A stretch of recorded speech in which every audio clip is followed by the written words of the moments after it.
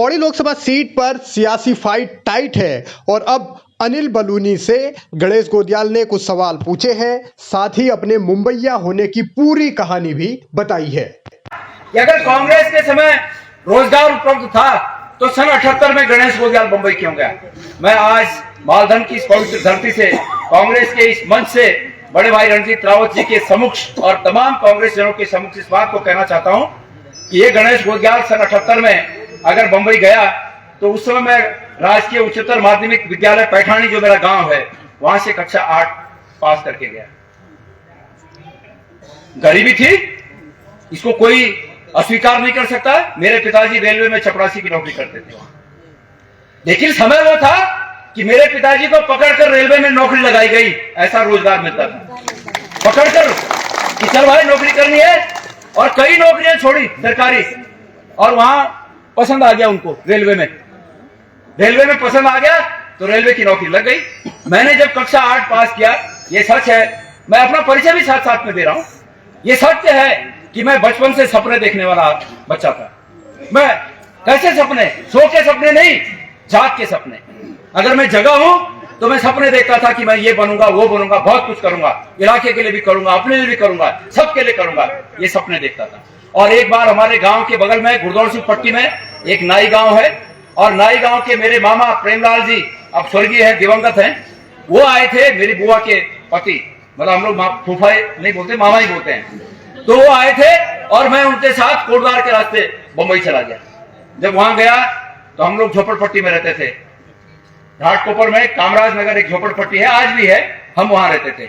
एक झोपड़ा था, उसका नंबर था 19/134 कामराज नगर झोपड़ा था। मेरे पिताजी ने वहां से बहुत काफी दूर एक हिंदी मीडियम के स्कूल में 9वीं क्लास में मेरा एडमिशन कर दिया। उस स्कूल का नाम है रामकली देवी सम्मान सिंह विद्या मंदिर, वहां मेरा एडमिशन कर दिया। और जब मैं वहां एडमिशन, तो मैं स्कूल पढ़ने के साथ साथ कुछ करने की लालच रखता था कि मैं कुछ करूंगा, पैसे कमाऊंगा। मैं 2 बजे स्कूल से आता था, 3 बजे केले की रेडी निकालता था। गोवंडी एक जगह है, गोवंडी में केले के बखार से 2 पार्टी केला, मतलब 44 दर्जन केला रोज भरता था, और 4 बजे से लेकर रात को 10 बजे तक चेंबूर नाके पर केला बेचता था। उसके बाद मेरे को रोज के 11 रुपए 12 रुपए मिलते थे। 10 रुपए में घर में देता था और 1-1.5 रुपए में दोस्तों पर खर्चा करता था। मैं दिखने में तब जो है भाई यंग था, तब तो दिखने में बहुत ठीक ठाक था, खूबसूरत था, लोगों को लगता था 1-1.5 रुपए रोज खर्चा करता है और इतना स्मार्ट भी है, ये करोड़पति का लड़का होगा। और मैं आपको बताऊं, 10 पास करने तक मेरी वो मुट्ठी बंद ही रही। लोगों को, ये बच्चों को यही लगा, मेरे साथियों को, कि करोड़पति का बच्चा है। लेकिन वाकई में हम 19/134 कामराज नगर का वो झोपड़ा, मानसिंह रावत एक यहाँ बिरोखाल के थे, वो म्युनिसिपल कॉर्पोरेशन ऑफ मुंबई में नौकरी करते थे। उन्होंने अपनी मुर्गियों के लिए एक दड़बा बना रखा था जिसमें हम रहते थे। तो हम वहां से निकले हैं और आज गरीब की तकलीफ को हम समझते हैं। मैं वापस क्यों आया बलूनी जी? मैं आपको बता दूं मैं वापस क्यों आया। मैं वापस इसलिए आया कि एक बार कोटद्वार से बंबई जाते हुए, मतलब जिस साल की मैं बात कर रहा हूं कि मैं बंबई गया, उसके 2 साल के बाद मैं घर आया। मुझे घर की बहुत याद आती थी। मुझे जरा भी समय मिलता था, छुट्टी मिलती थी, मैं गांव आता था। मुझे लगता था मई का महीना आ गया, काफर पक गए होंगे। मुझे लगता था कि ये जनवरी आ गई है, दिसंबर आ गया, हमारे यहां बर्फ पड़ गई होगी। हम नदी के किनारे के गांव के लोग हैं। मुझे लगता था कि बसगांव लग गया, मतलब बरसात लग गई है तो छोल आएगा, मतलब माछ पकड़ना, छोल, पता से छोल, फटावल छोल आएगा।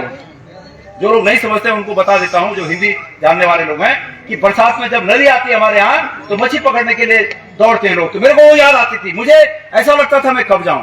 परमात्मा ने मुझे 20 साल, सन 78 से लेकर 98 तक मौका दिया। मैंने 2 पैसे कमाए और मैं वापस गांव आ गया। ये मैं बलूनी जी को सुना रहा हूं। बलूनी जी सुन लेना। आपने कहा ना कि बंबई उस समय रोजगार थे तो बंबई क्यों गए? मैं बंबई इसलिए गया कि मैं कुछ वहां अर्जित करूं और उसके बाद मैं गांव आऊं। तो जिस साल मैं बंबई गया 78 में, सन 80 में मैं घर आया, फिर एक बार मैं बंबई जा रहा था। तो पिपली में गांव है हमारे नजदीक, गुरदौड़ सिंह में पिपली गांव है, मेरी बुआ रहती है। उनके बेटे बामर लाहौरी में बंबई काम करते थे। उन्होंने कहा था कि बोला तू जब वापस आएगा तो मां को भी लेके आना। तो मैंने फूफू को कहा कि पैठानी से जब बस चलेगी तो तुम मेरे को इठूड़ धार में मिल जाना। फूफू मिली और मैंने उनको भी बिठाया। मैं था, मेरे गांव का एक लड़का और था। हम दोनों बैठ गए तीनों और कोटद्वार में उतरे। कोटद्वार में उतरने के बाद जो रात को ट्रेन चलती है, जो बलूनी जी की कृपा से मैंने सुना बंद हो गई है, उस ट्रेन में, वो ट्रेन बहुत पुरानी ट्रेन है, कोटद्वार से चलने वाली, रात को चलती थी, दिल्ली सुबह पहुंचती थी। उस ट्रेन में हम बैठे। कोटद्वार में तो ट्रेन खाली थी। और उसके बाद जब वो नजीमाबाद पहुंचे तो जब खाली थी ट्रेन, तो जो खिड़की की दो सिंगल सिंगल सीटें होती हैं, उसमें एक जगह मैं और एक जगह मेरा वो छोटा भाई, गांव का चाचा ताऊ का बेटा, वो हम दोनों बैठ गए। और फूफू बोली मेरे को रिंग हो रही है, वो लंबी वाली सीट पे लेट गई। जब हम नजीमाबाद पहुंचे तो नजीमाबाद पहुंचने के बाद बिड़ बिड़ बिड़ बिड़ बिड़ बिड़ दुनिया भर की भीड़ हो गई। और एक महिला आई, मुझे बाद में पता लगा कि वो वहां के इंटर कॉलेज के प्रिंसिपल की पत्नी थी और उनके साथ उनकी बेटी थी। और उनको बिठाने के लिए इंटर कॉलेज के लड़के आए थे। तो लड़के भी उस समय इंटर कॉलेज में 18-20 साल के होते थे। अब वो आए, उन्होंने हमको देखा, सबको, मतलब दोनों को कमजोर, और उन्होंने कहा उठ। और वो महिला आई, उसने कहा ए उठ, यहां से उठ। तो मेरे पिताजी रेलवे में थोड़ा नौकरी करते थे, मुझे रिजर्वेशन पता था कि ये तो चालू डब्बा है। मैंने कहा ये डब्बा चालू है, आपने भी टिकट लिया होगा और मैंने भी टिकट लिया है, क्यों उठ? बोली मेरे से जुबान लड़ाता है, तुझे पता है मैं कौन हूं? मैंने कहा आप कोई भी हैं, लेकिन मैं नहीं उठूंगा। अब वो लड़के ऐसे तुरफीन हो गए मेरे पे कि अभी मेरे कान खींचते मारते हैं मुझे। मैं अपने देवताओं को मना रहा हूं, ए भगवती गुफा वेकन का मार भी नहीं खान पड़े, मार भी नहीं खान पड़े, और खड़ भी नहीं उठन पड़े, न तो बेइज्जत हो जाए। तो इतने में किसी दूसरे डब्बे से किसी ने आवाज दी, बच्चे ने, कि माता जी इधर आओ, इधर हमने सीट घेर रखी है। और उन्हें लगा कि वहां की भी सीट चली जाएगी। वो मुड़ी और मैंने भी थोड़ा दूर जाने दिया उन्हें। और तब उन्होंने कहा कि दिल्ली में किसी के बर्तन मजाता होगा, कल सुबह देखती हूं तेरे को मैं दिल्ली में। और मैंने अपनी खींच बिठाने के लिए, इज्जत बचाने के लिए उनके थोड़ा दूर जाने के बाद कहा अपनी भाषा में कि कन मरगोदे बोल सोनी से फरिक फरिक है, मतलब मरुकार बैल जैसे आता है मारने के लिए, कैसे फर्क फर्क के आ रही है, ये कहा मैंने। तो हमारे उस डब्बे में तमाम हमारे भाई बंद बैठे थे और उन्होंने कहा कि अरे ये राठी हैं, ये बहुत खतरनाक होते हैं। मेरी भाषा से उन्होंने कहा ये राठी हैं।